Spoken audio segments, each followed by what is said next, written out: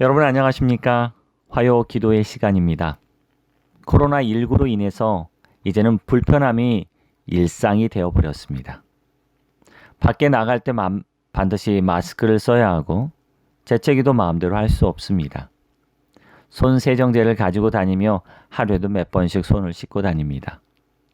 어떤 곳은 출입할 때 체온을 재야 하는 곳도 있습니다. 사람들을 만나서 악수하기도 힘들고 사람들과 접촉하는 것도 예의가 아니라고 합니다. 마스크를 쓰지 않으면 주변인들의 눈총을 받기도 합니다. 이렇게 불편이 일상이 되어버린 세상에서 우리가 익숙하지 않다 할지라도 그리스도인으로서의 우리의 일상이 무엇인지 묵상하는 시간을 좀 갖기를 기도합니다. 항상 기뻐하라. 쉬지 말고 기도하라. 범사에 감사하라. 이것이 그리스도 예수 안에서 너희를 향하신 하나님의 뜻이니라.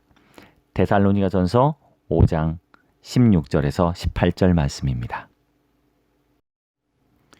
오늘 우리가 묵상할 부분은 시대의 소망 제11장 침례입니다. 예수님의 공생의 첫 시작을 알리는 출발점은 예수님께서 요단강에서 요한에게 침례를 받으신 사건입니다. 예수님의 침례는 그분께서 이 땅에 오신 목적을 분명하게 보여주고 있습니다. 그분이 세상의 메시아이시며 구원자이심을 소개합니다. 또한 예수님의 사역의 성격을 드러내고 있는 부분이기도 합니다. 오늘 그리스도의 침례 사건을 통해 우리 가운데 오신 메시아의 본질이 무엇인지 알아가는 시간이 되길 바랍니다. 예수님께서 받으신 침례는 사복음서 여러 곳에 소개되고 있습니다. 마태복음 3장, 마가복음 1장 9절에서 11절, 누가복음 3장 21절, 22절입니다. 이 중에서 마태복음 3장 13절에서 17절까지의 말씀을 낭독해 보겠습니다. 이때 예수께서 갈릴리로서 요단강에 이르러 요한에게 침례를 받으려 하신대. 요한이 말려 가로되 내가 당신에게 침례를 받아야 할 터인데 당신이 내게로 오시나이까? 예수께서 대답하여 가라사대 이제 허락하라. 우리가 이같이 하여 모든 의를 이루는 것이 합당하니라 하신대. 이에 요한이 허락하는지라. 16절입니다. 예수께서 침례를 받으시고 곧 물에서 올라오실새 하늘이 열리고 하나님의 성령이 비둘기같이 내려 자기 위에 임하심을 보시더니 하늘로서 소리가 있어 말씀하시되 이는 내 사랑하는 아들이요 내 기뻐하는 자라 하시니라. 예수님의 침례는 그리스도의 공적인 생애를 시작하는 첫 번째 사건입니다. 마치 오늘날로 보자면 취임식과 같은 것이 아닐까라는 생각이 들었습니다. 세상의 메시아로서, 구원주로서, 구속주로서 오시는 그분을 소개합니다. 그만큼 의미 있는 사건입니다. 그분은 어떤 분으로 세상에 오셨습니까? 물론 우리가 생각하는 바와 다를 수 있습니다. 저는 성경 말씀과 시대의 소망을 읽으며 예수 그리스도의 침례가 시사하는 바가 많다는 생각을 하게 되었습니다. 침례를 통하여 메시아이신 그리스도의 본질에 대하여 좀 생각하는 시간을 갖도록 하겠습니다. 첫 번째, 메시아의 본질은 무엇일까요? 이런 궁금증이 생겼습니다. 어떻게 침례 요한은 예수님이 약속된 메시아인 줄 바로 알아볼 수 있었을까요? 딱 보는 순간 이분이 메시아다 할 수 있었을까요? 침례 요한의 사명은 메시아의 길을 예비하는 것이었습니다. 메시아가 자기에게 오기를 기다리고 있었습니다. 쉽게 비유하자면 취임식의 사회자였습니다. 그런데 문제는 오늘 취임하시는 대표자의 얼굴을 모르고 있다는 겁니다. 침례 요한은 메시아가 어떻게 생겼는지, 언제 오실지, 어떤 분인지 도무지 알지 못했습니다. 그는 단순한 믿음으로 하나님께서 정하신 시간이 되면 그분을 만날 수 있을 거야 라는 생각이었습니다. 정말 예수께서 요한을 찾아오셨을 때 그가 예수님의 메시아인 줄 단번에 확인할 수 있었을까요? 어떻게 그것이 가능할까요? 시대의 소망에는 이런 구절이 있습니다. 예수께서 침례를 받기 위해 오셨을 때 요한은 전에 어떤 사람에게도 찾아볼 수 없었던 품성의 순결성을 그에게서 보게 되었다. 그처럼 신령한 가마력을 나타내는 사람과 접촉해 본 적은 결코 없었다. 요한은 이 두 가지를 통하여 예수가 그리스도이심을 깨달았습니다.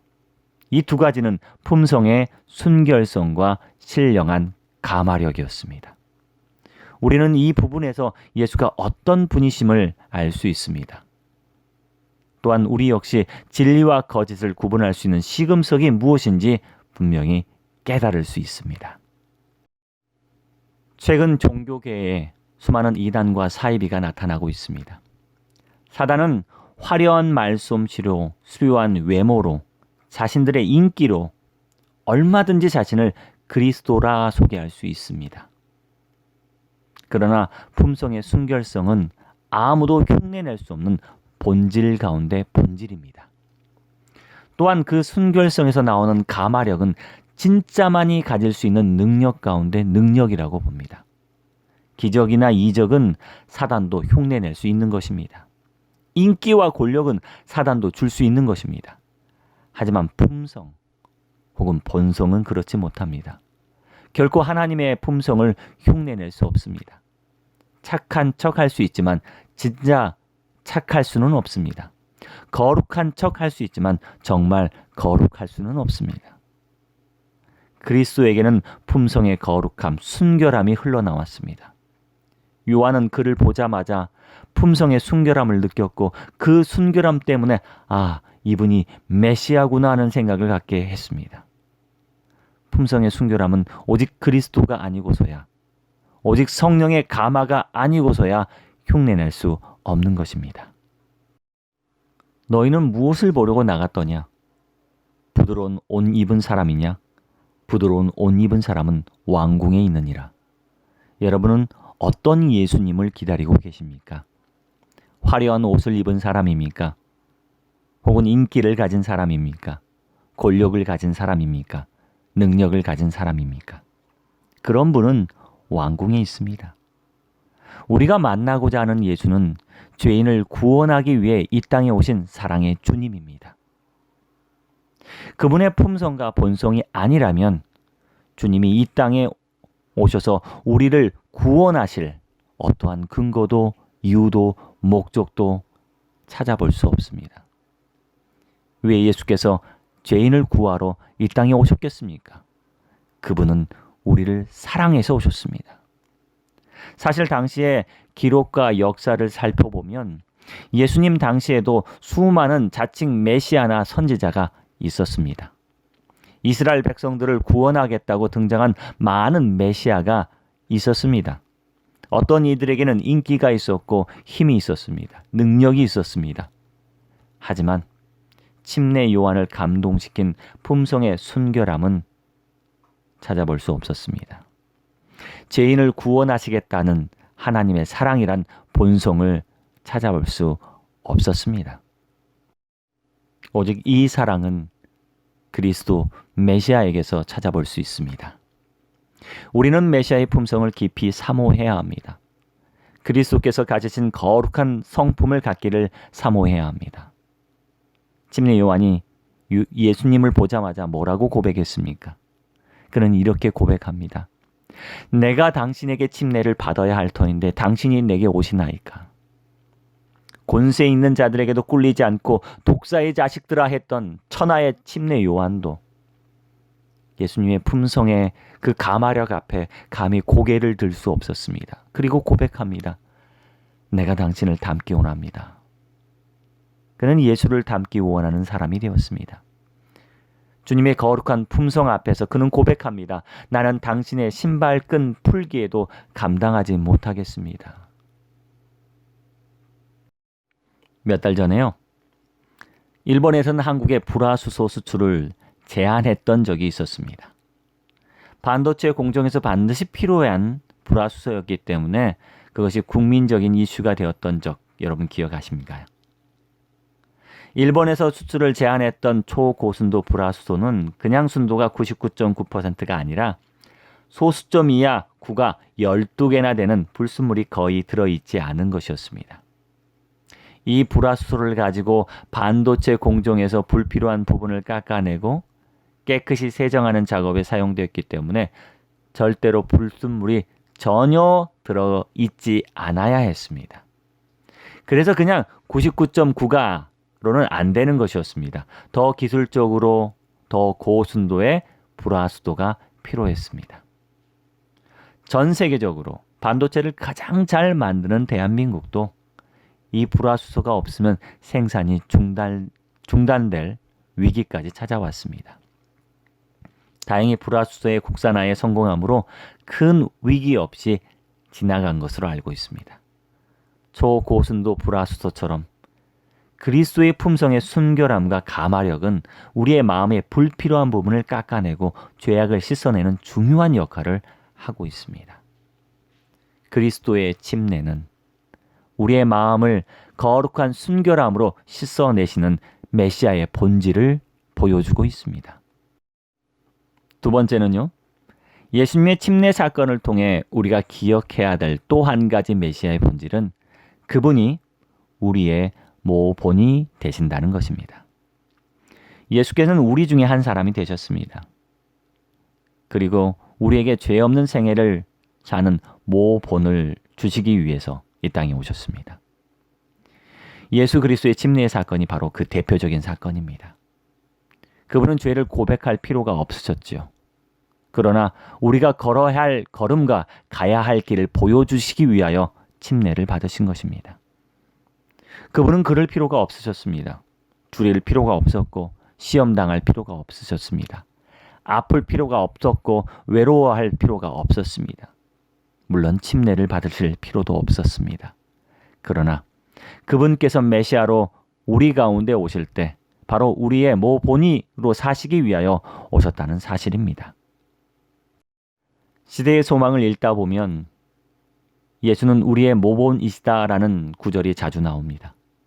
예수는 우리의 모본이시다. 그리스도의 전생에는 극기의 모본이다. 시험을 당하심으로 우리에게 믿음과 순종의 모본을 남겨주기 위하여 오셨다. 그는 우리 중에 한 사람이 되어 순종의 모본을 주실 것이다. 그는 사람들 가운데 흠없는 완전한 모본으로 생애하셨다. 우리의 모본 대신 예수께서는 세속적인 정치를 멀리하셨다. 예수께서는 아이들의 모본인 동시에 아버지의 모본도 되셨다. 극기와 사심 없는 자비의 모본이 그들 앞에 있었다. 예수께서는 몸소 겸손의 모본을 보이셨다. 효도에 대한 그리스도의 완전한 모본은 어두운 세대에 밝은 빛을 비춘다. 내가 어찌하여야 구원을 얻으리이까? 이 질문은 무엇이 선인지 어떻게 해야 할지도 모를 만큼 이제는 타락해버릴 이 세상에서 수많은 사람들이 던지는 질문입니다. 내가 어찌하여야? 그리고 이 질문에 대한 유일한 대답은 바로 예수 그리스도이십니다. 그리스도는 그 대답을 몸소 보여주기 위해서 오신 것입니다. 예수께서 어떻게 사셨습니까? 단지 구원자로서 이 땅에 오셔서 세상의 섬김을 받고 누리다가 가신 분이 아니셨습니다.